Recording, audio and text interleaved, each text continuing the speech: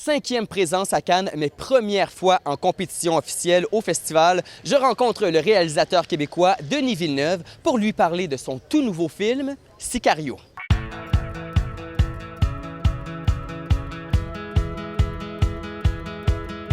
Denis, bienvenue à Cannes. Tu es arrivé hier. Comment ça se passe jusqu'à date? Moi, je suis arrivé hier, donc la première chose que tu fais, c'est de battre contre le jet lag, là, de te réacclimater. De ne pas se coucher quand on arrive, c'est ça? Exactement, puis de faire un peu la fête. J'étais avec ma famille, donc hier, on sait ils ont découvert le potentiel. Moi, j'ai mes enfants sont en partie adultes, en partie ados, ils sont complètement capables. Ils ont d'embrasser le party ici. La folie canoise. Eux, plus que moi, en fait. Ah J'ai ouais, compris hein? hier soir qu'eux ont tout compris très rapidement. C'est quand même ta 5e fois à Cannes. Première fois en compétition officielle. Je te trouve très humble de dire que tu te fais aucune attente face à cette compétition officielle-là. Est-ce que arrivé dans la folie canoise, ta vision a changé puis t'espères revenir à la maison avec un prix? Regarde, ce qu'il faut quand tu vis ça de l'extérieur, quand tu soumets ton film à Cannes, c'est-à-dire qu'il y a plusieurs centaines, voire 2000 films qui sont présentés à la sélection. Je veux dire, être choisi parmi les 20 films qui sont... C'est déjà pour moi énorme. C'est déjà le compliment, il est tout là. Puis à partir de ça, j'ai envie, à partir du moment que tu t'embrasses ce privilège-là d'être ici en compétition, le reste, je veux dire, j'ai pas d'attente parce que j'ai aucun contrôle.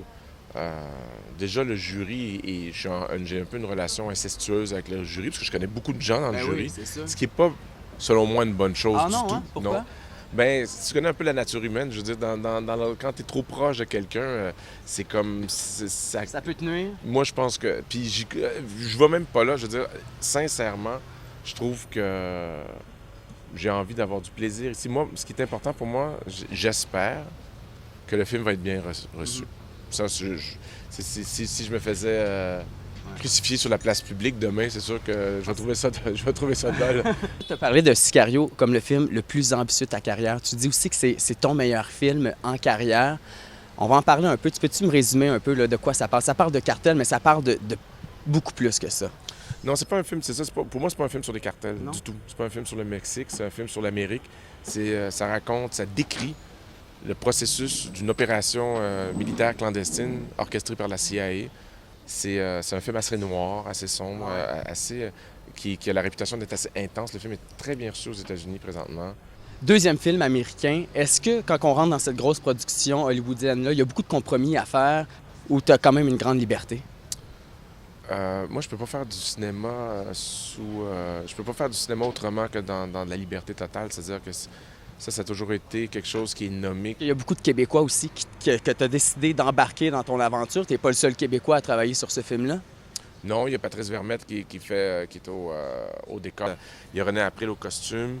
Il y a Louis Morin aux effets spéciaux avec des équipes de Blick puis de Fly qui ont fait un travail formidable pour les effets spéciaux. Il y a beaucoup de talent au Québec, puis tous les gens que je peux apporter avec moi, je les amène. Ça.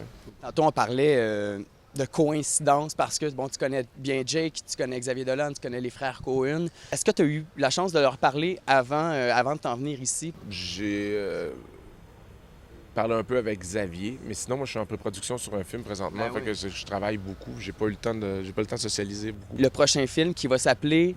Story of Your Life. Exactement. Je sais pas si ça va s'appeler comme ça. Ah oui, ça se peut que ça change de titre. Ça se peut qu'on change de titre. Puis, toi, tu as décidé de tourner ce film-là en partie à Montréal. C'est important pour toi de rester proche de ta famille, de ton Québec. J'ai beaucoup, dans les dernières années, depuis Incendie, depuis 2009, moi, je suis pratiquement toujours parti. Hein. Je veux dire, j'ai fait Incendie en Jordanie, j'allais faire Ennemi à Toronto, j'ai fait Prisoners en Georgie, aux États-Unis. Après ça, je suis allé faire Sicario au Nouveau-Mexique. Ça, c'est comme 6 ans de ma vie où je suis pas beaucoup à la maison. J'ai eu envie de venir tourner à Montréal pour vivre un peu à Montréal de ce temps-ci. Là. Puis je suis vraiment... c'est une décision qui me comble de joie à chaque matin où je me réveille parce que je suis plus proche de mes enfants. Tu sais, Toi, déménager à Los Angeles, ça serait pas une option? Pas dans un futur rapproché, non. Je vais voir comment les choses se passent. C'est un milieu, le cinéma, extrêmement imprévisible, pas tendre du tout. Pour l'instant, je très apprécié là-bas. Je suis invité. On m'offre de plus en plus de projets, des projets qui sont de plus en plus intéressants. Je ne sais pas combien de temps ça va durer, si je vais faire du cinéma là-bas toute ma vie ou encore 3-4 ans, je sais pas.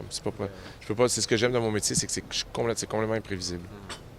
Là, Denis, je voulais te dire, les Canadiens ont été éliminés la semaine passée. Je sais pas si tu es un fan des Canadiens, mais il y a une autre compétition qui s'appelle les Cannes Adiens. Chaque équipe doit avoir son T-shirt officiel.